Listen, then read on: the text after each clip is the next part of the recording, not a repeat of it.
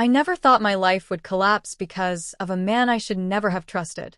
And I definitely never imagined I would someday sit down and retell everything, from the betrayal to the humiliating night that changed all of us, through my own eyes.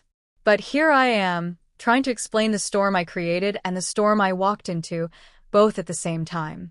My name is Sandra Thompson, and for 8 years I was married to a good man named Larry. A man who didn't deserve the chaos I brought into his life. A man who trusted me far more than I deserved. When I look back now, I don't understand how I allowed myself to get swept into something so reckless. But at the time, I convinced myself I had reasons, emotions, pressures, anything to justify what I was doing. It all began with one stupid, meaningless message that should have never left my phone. "Can't wait for tomorrow night, darling." Michael sent it. Michael Anderson. The last person I should have gotten involved with. When I came out of the shower that day and saw the look on Larry's face, the quiet, frozen stare, I knew he had seen something. But he didn't confront me. He didn't yell. He didn't accuse. He just observed. And that scared me more than anything else, because Larry was never quiet when something bothered him. I remember walking toward him, pretending everything was normal. "Everything okay?" I asked, drying my hair with a towel. He looked at me for a second too long and said, "Yeah, just checking the time." Even now, I remember that moment so clearly. That calmness. That silence. It was the sound of him breaking without showing it. But instead of stopping the affair right there, I fell deeper. Michael had this way of making me feel important, seen in a way I didn't feel at home anymore. I'm not excusing myself. I'm just telling you honestly why I let it happen. He made me feel chosen, and I mistook that for love. He made promises he never intended to keep, and I was naive enough to believe him. When we met at hotels, he'd touch my face, kiss me, whisper, "You deserve better, Sandra. You deserve excitement. You deserve someone who understands you." And I, foolish, selfish, blinded, let myself believe that. Larry was working extra hours during this time, and every time he came home tired, covered in grease from the auto shop, guilt would eat me alive. But instead of confessing, I compartmentalized. I separated my lives the way Michael taught me to. I had no idea Larry was following me, photographing me, tracking me, just like I had no idea that Michael's wife, Jennifer, had been documenting her husband's affairs for years. One evening, I was getting ready to meet Michael by the Marriott Hotel downtown when Larry appeared at the bedroom door. "You're going out?" he asked. His voice was too controlled. "Yeah, work dinner. Faculty thing." I lied. He nodded, but his eyes didn't match the nod. "Okay. Drive safe." I smiled at him. I lied to his face. And that smile still haunts me. A week later, I received a call from an unknown number. A woman's voice. Calm. Elegant. "Hello, Sandra. This is Jennifer Anderson." Every bone in my body went cold. She continued, "I've planned a small gathering for my birthday next month. I'd like you and Michael to attend." It wasn't a request. It was a command wrapped in velvet. I don't think that's a good idea," I stammered. "Oh, I insist," she said. "And I've invited someone else too. Larry." I stopped breathing. "I believe it's time we all stop pretending," she added. The call ended. My panic began. When I tried to talk to Michael about it, he brushed it off like it was nothing. "Jen does these dramatic gestures," he said casually while pouring himself a drink. "Don't worry. She won't do anything stupid. She wants to look classy in front of her friends." "Michael, she invited Larry," I said. "So what? He doesn't know anything." "He does," I whispered. Michael froze mid-sip. "What?" "I think he saw a message." Michael swore under his breath and paced the room. "You should have deleted it." "I forgot." He looked at me sharply. Then pray he didn't take it seriously. He wasn't worried about my marriage. He only worried about exposure. His money. His reputation. His status. But I didn't see that then. The night of the party, I stood outside the Andersons' massive mansion in my new beige dress, my hands trembling. I felt sick walking inside, like the walls themselves knew my secret. Everything smelled like roses and expensive perfume, and every woman there looked rich, educated, and intimidating.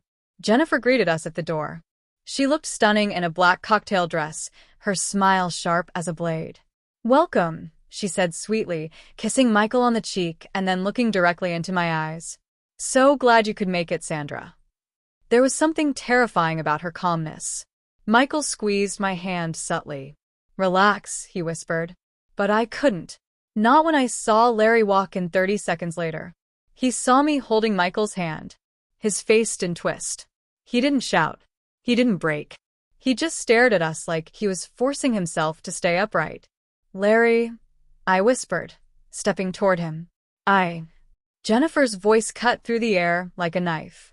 "Everyone, please gather in the living room." My heart fell into my stomach.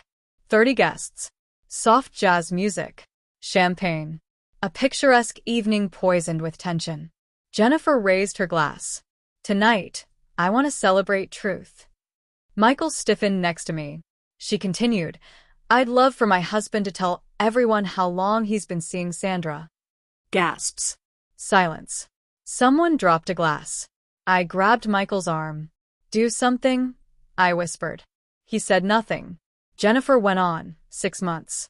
They thought they were clever. "Jennifer, stop," Michael said under his breath. "No," she replied. "I'm just getting started." She turned to Larry. "Larry, would you please show everyone the photos you took?" I swear the ground tilted beneath me. Larry pulled out his phone with shaking hands. He looked destroyed, but he didn't hesitate. Photo after photo appeared on the screen. Me kissing Michael, walking into hotels, laughing by restaurants. People stared at me like I was a villain in a movie. "Please stop, please," I whispered, tears streaming down my face. But Jennifer kept going. She introduced Richard, her lawyer and secret lover. She talked about divorce papers, financial records, Michael's embezzling, his past affairs. Michael finally snapped. "Jen, this is insane." "No," she said calmly. "This is justice." Then she turned to me. "Sandra, would you like to tell Larry about the baby?" The world blurred. "No," I whispered. "No, please, Jennifer. Please don't." She smiled coldly. "Sandra is 8 weeks pregnant and unsure who the father is." Larry stared at me as if I had stabbed him.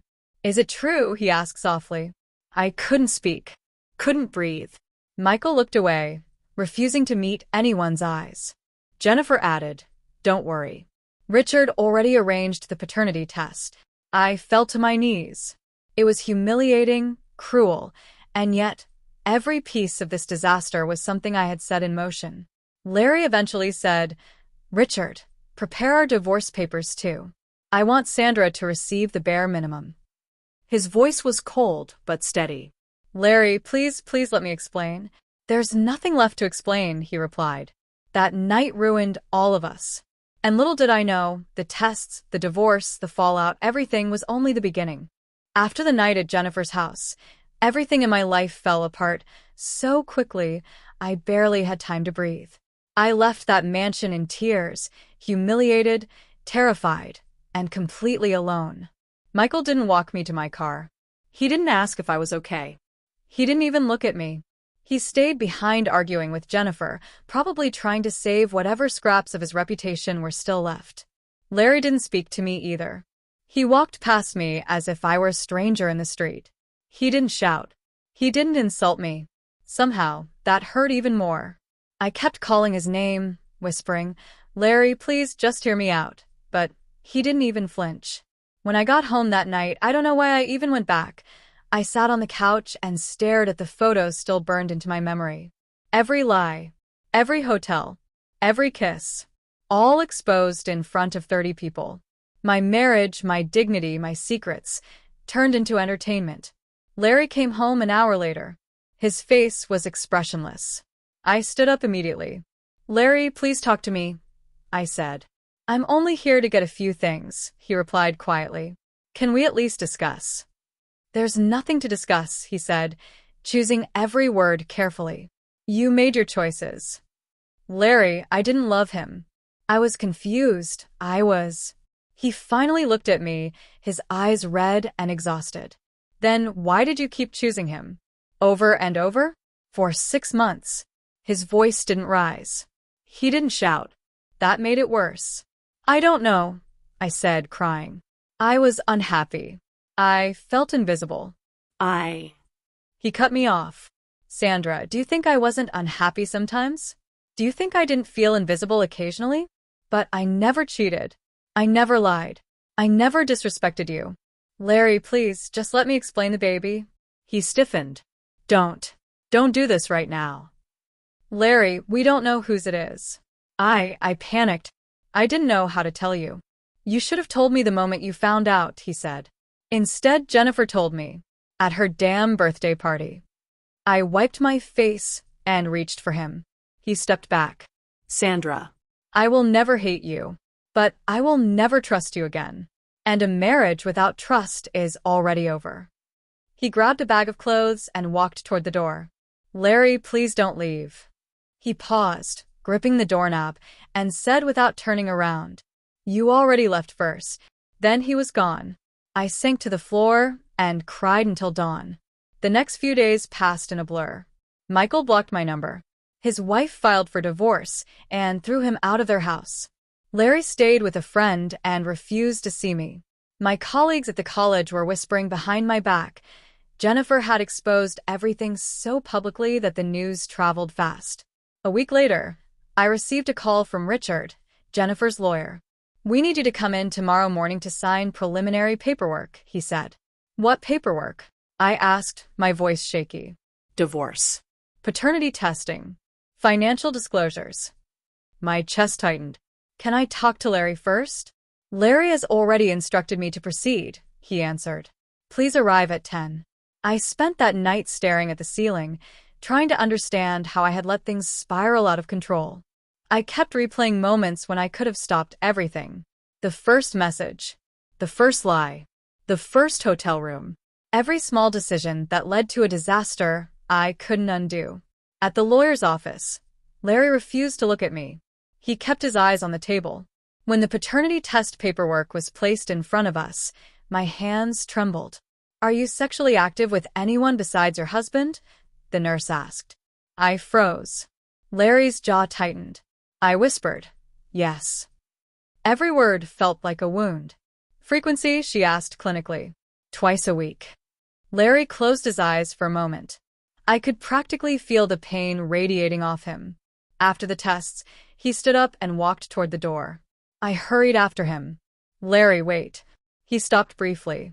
Don't follow me. But This conversation is over, he said and walked out into the sunlight like he couldn't get away from me fast enough. I stayed on the office steps, hugging myself, feeling like my insides were caving in. Days later, the results arrived. The child wasn't Larry's. I stared at the paper until the letters blurred. My breath felt trapped in my throat. I called Michael, even though he had blocked me, hoping he would answer from another number. Michael, please pick up. Michael, I need to talk to you. He finally answered on the 4th try. What do you want? He snapped. It's your child, I whispered. Silence. Then he said, not my problem, and hung up. That was it. The man who promised me a future, whispered love in my ear, held my hand in hotel rooms. Didn't want my child. Didn't want me. I broke down completely. My marriage gone. My reputation gone. My lover gone. My child unwanted. Jennifer, ironically, was the only one who called me a week later. Are you okay? She asked calmly. I almost laughed. Jennifer, you destroyed my life. No, she corrected. Michael destroyed your life. You helped him. I just exposed the truth. Why did you do it like that? I asked, crying. She sighed softly. Because my husband has hurt dozens of people. And you? You were helping him hurt me. And Larry. And your own future. I wasn't going to remain quiet. Her voice softened a little. Sandra, that child deserves honesty. You do too. You needed to see who Michael really is. Why would you care what happens to me? I asked bitterly. She paused. Because you're a woman who made terrible choices, not a monster. But choices have consequences, Sandra. You're living them now. The following month, Larry filed for full separation. I moved out and stayed with my sister for a while. Every day felt like wading through guilt and grief. One afternoon, I went to Larry's auto shop hoping, stupidly, that he'd talk to me. He was working on a red pickup truck, grease on his forearms. He looked good. Strong. Focused. Alive in a way I wasn't. He noticed me but didn't smile. "What are you doing here?" he asked flatly. I wanted to apologize again. "And tell you, the baby is Michael's." He nodded once. No surprise on his face. "I figured," he said. "I'm sorry you're going through that. But it's not my responsibility." "I know. I'm scared. And alone." He took a slow breath. "Sandra, I cared about you. I loved you. But I can't save you from the consequences of what you did." "I never meant to destroy us," I whispered. "I know," he replied. "But you did." I walked out of the shop sobbing so hard I couldn't see the road. Months passed. I quit my job because the whispers wouldn't stop. I moved in with my parents in Ohio. My belly grew. My shame grew with it. I didn't have money. I didn't have support. Michael had vanished completely. The night I went into labor, my mother held my hand while I cried through every contraction, not from the pain of childbirth, but from the realization that I had done this completely alone. When my son was born, I burst into tears not because of joy, but because holding him made every mistake more real. I stared at his tiny face, wondering how I could ever explain the truth someday. But when he opened his eyes and looked up at me, something inside me softened. Something healed. Something shifted. "Hi, baby," I whispered. "It's just you and me now. And I'm going to do better." For you. For both of us. And for the first time in months, I felt a small, fragile sense of purpose. Little did I know the chaos Michael created and the destruction Jennifer exposed was far from over. Years later, I'd find myself dragged back into the mess in a way I never expected. Life with my son was nothing like what I imagined, but it was everything I needed to become a different person. A better one, I hoped. Those first few years were difficult, emotionally, financially, mentally. I worked as a substitute teacher, lived with my parents, and barely slept between lesson plans and night feedings. My son, Matthew, was the only bright part of my world, the only thing that reminded me I wasn't beyond redemption. Sometimes I'd look at him and whisper, "I'm sorry.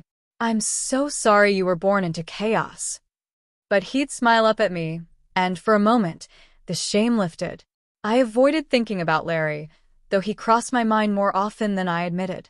I wondered if he had moved on, if he was happy, if he ever thought of me without bitterness. I never reached out. I felt I had lost the right to ask about his life.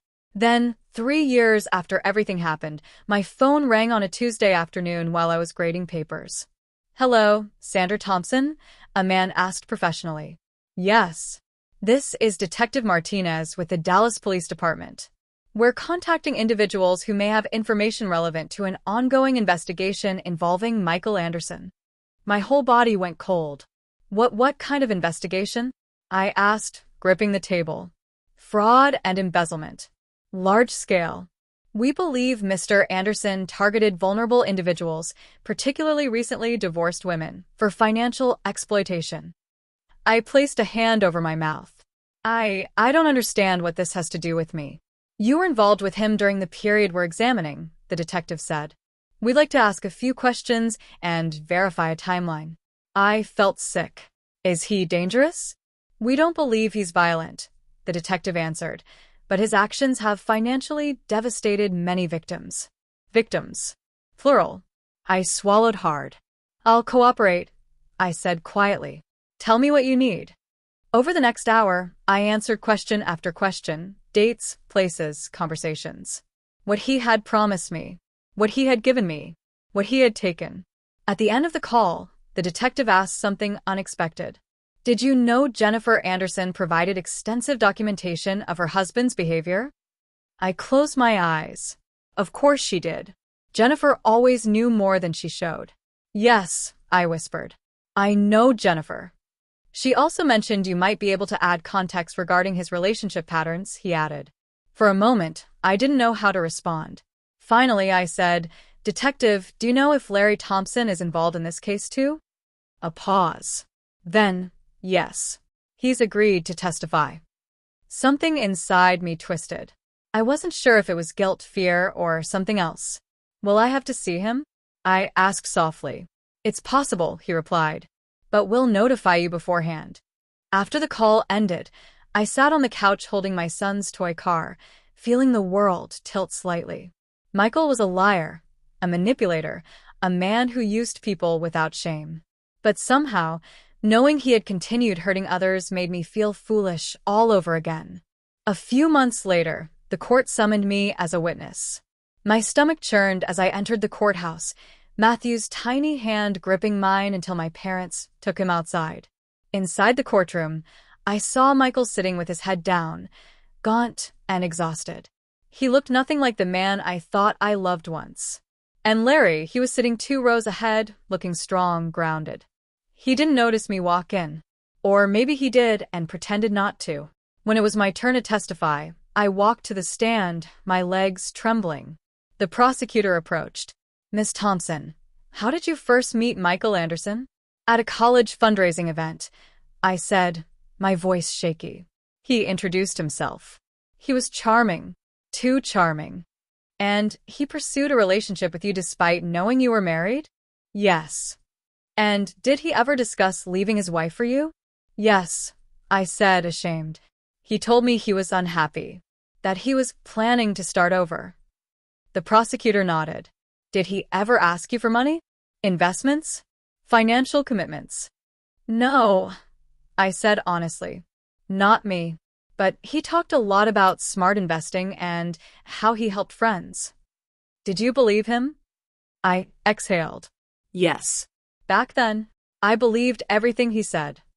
Miss Thompson, the prosecutor said gently, based on your experience, would you say Mr. Anderson had a pattern of manipulating women emotionally?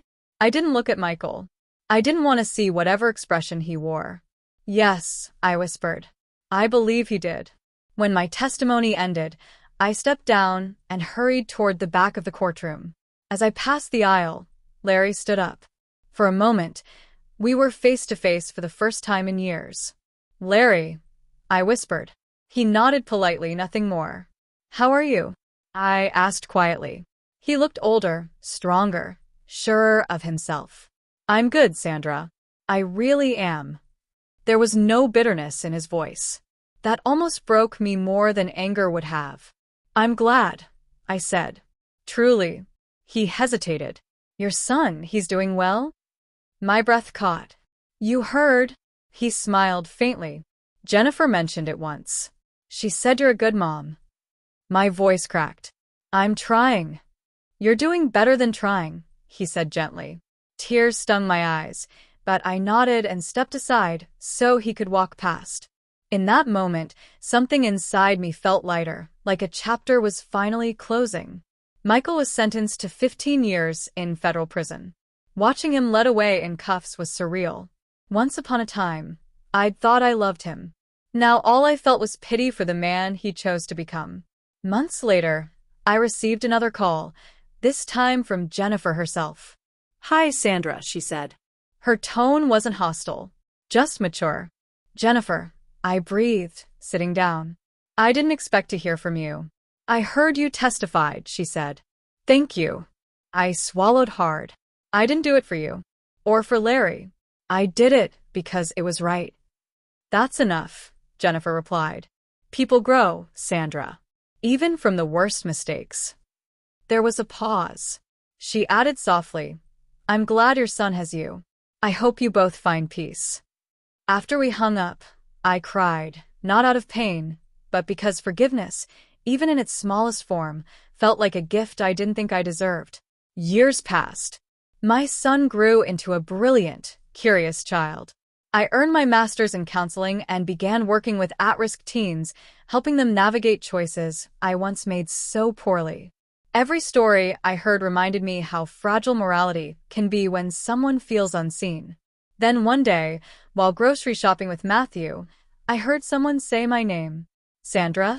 I turned around, and there stood Larry, older, happier, wearing a wedding ring on his finger. And beside him, a woman with warm eyes and a gentle smile. This is Sarah, Larry said. My wife. She extended her hand. Nice to meet you. Larry has told me some things. I nodded nervously. I'm sure none of it was flattering. She smiled kindly. People make mistakes. What matters is who they become afterward. Larry looked at my son, who was staring at cereal boxes. Is that? Yes, I said. That's Matthew. Larry knelt down. Hey, buddy. My son waved shyly. Hi. Seeing Larry smile at my child, a child who had nothing to do with our pain, felt like a small miracle. When he stood up, Larry said, You look happy, Sandra. I'm glad. For the first time in years, I felt the truth settle comfortably inside me. I am, I said. And I'm glad you're happy too. We said goodbye, and as I pushed the cart forward, Matthew looked up and asked, Who was that, Mommy? I smiled softly. Someone who was important to me once. Someone I learned a lot from. Will we see him again? He asked. I shrugged. Maybe someday. Life is funny like that. That night, after tucking Matthew into bed, I stood by the window and watched the streetlights flicker. I thought about the past, the lies, the betrayal, the party, the divorce, the trial. I thought about the woman I used to be and the woman I had become. And for the first time in a very long time, I didn't feel ashamed. I felt grateful. Not for what I did, but for what I learned. Sometimes life breaks you, so you can rebuild yourself into someone better. Sometimes people leave so you can learn to stand on your own. Sometimes the past haunts you long enough that you finally choose to live differently. I whispered into the quiet room. Thank you, Larry, for everything you were and everything you taught me without meaning to. Matthew stirred in his sleep, and I smiled. My past was painful, but my present was peaceful. And my future, mine and my son's, felt like something I had finally earned.